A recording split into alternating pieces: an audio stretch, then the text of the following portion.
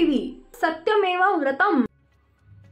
लवकरच विधानसभा निवडणूक होणार आहे। विधानसभा निवडणूक पार्श्वभूमीवर नवनवीन मुद्दे पक्षांकडून उपस्थित करण्यात येत आहेत। त्यात अजून एका मुद्द्याची भर पडली आहे। सनातन धर्म रक्षणासाठी सनातन मंत्रालयाची स्थापना करावी अशी मागणी राष्ट्रपती द्रौपदी मुर्मू यांच्याकडे करण्यात आली आहे।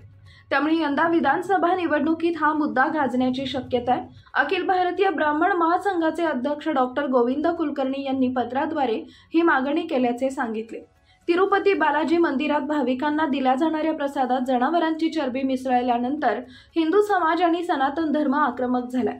धर्माच्या संरक्षणासाठी सनातन धर्म रक्षणासाठी स्वतंत्र मंत्रालयाची मागणी जोर धरतीये।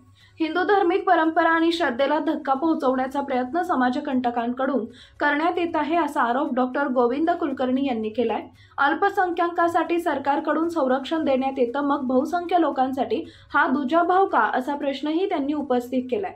त्यामुळे भविष्यात अशा घटना घडू नयेत याकरता ब्राह्मण महासंघाकडून जनजागृती मोहीम हाती घेतली जाणार असून स्वतंत्र मंत्रालय उभारावे अशी मागणी करण्यात आली आहे।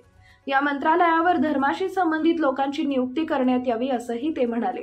मंदिर व्यवस्थापनासाठी ज्या समित्या स्थापन केल्या जातात त्या समित्यांवरील सदस्य हिंदू असणं आवश्यक नाही अशी तरतूद आहे। सरकारच्या अशा प्रकारच्या निर्णयामुळे हिंदू लोकांच्या भावनांना धक्का पोहोचवण्यास बळ मिळत आहे।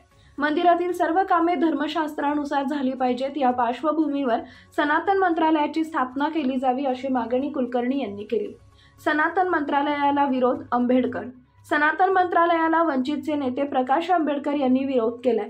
ते म्हणाले की सनातन धर्म म्हटला की भेदभाव, जाती, धर्म, अस्पृश्यता आली, इथं धर्म वर्चस्व आलं, ज्याचा आमचा पूर्णपणे विरोध आहे।